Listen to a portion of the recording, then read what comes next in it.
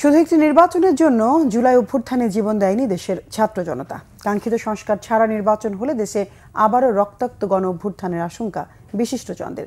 তাদের মতে জাতীয় নির্বাচনের আগে বর্তমান নির্বাচন কমিশনের জন্য টেস্ট কেস হিসেবে হলেও স্থানীয় নির্বাচন আয়োজন করা জরুরি।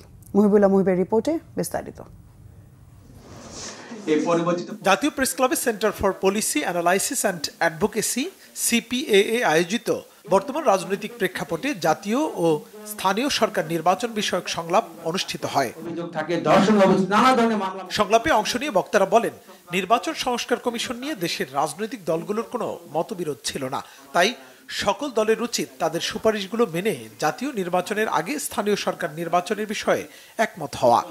যে দলীয়ভাবে দলীয় মনোনীত দলীয় পরিচয় স্থানীয় সরকার নির্বাচন হয়, তাহলে সেই নির্বাচনটা সুষ্ঠু, ফ্রি, ফেয়ার, যেটা ক্রেডিবল আমরা বলি, সেগুলো না হওয়ার আশঙ্কা থাকে। অর্থাৎ এই দুইটা জরিপের ফলাফল থেকেও আমরা জানতে পারি বা আমরা দেখতে পাই, আমরা সুস্পষ্ট একটা ধারণা পাই যে আসলে এই নির্দলীয় সরকার ব্যবস্থা থাকা অবস্থায়, বর্তমান অন্তর্বর্তীকালীন সরকার থাকা অবস্থায় যদি স্থানীয় সরকার আগে হয়, তাহলে সেই নির্বাচনটা সুষ্ঠু, সুন্দর, অবাধ হওয়ার একটা আমরা কি সম্ভাবনা দেখতে পাই। নয়া রাজনীতি বন্দোবস্তের নামে আমি যে আবার নতুন চাঁদাবাজি করব না ভাই।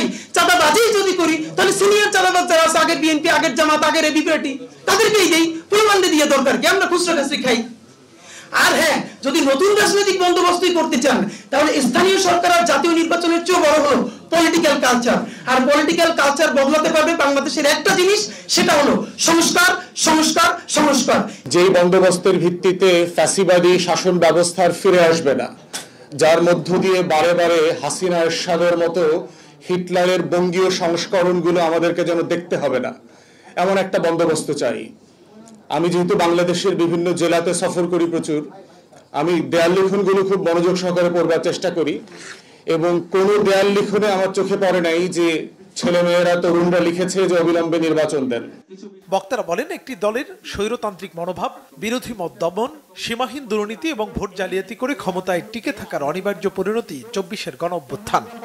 ৫ আগস্টের পর কিন্তু অনাস্থা তৈরি ছিল না, সবাই ঐক্যবদ্ধ ছিল বলেই স্বৈরাচারের পতন ঘটানো গেছে।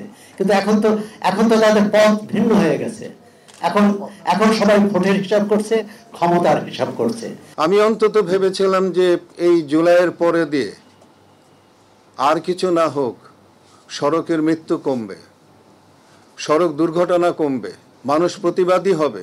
আমি দেখি নাই এই ব্যাপারে খুব একটা সোচ্চার হওয়ার জন্য। জাতীয় নির্বাচনের পর দেশের মানুষের কাঙ্ক্ষিত সংস্কার সম্পন্ন করা দলীয় সরকারের পক্ষে সম্ভব হবে না বলেও মত দেন কেউ কেউ। সমাপ্তি করতে পারি নাই। মুহিবুল্লাহ মুহিব, বাংলা ভিশন, ঢাকা।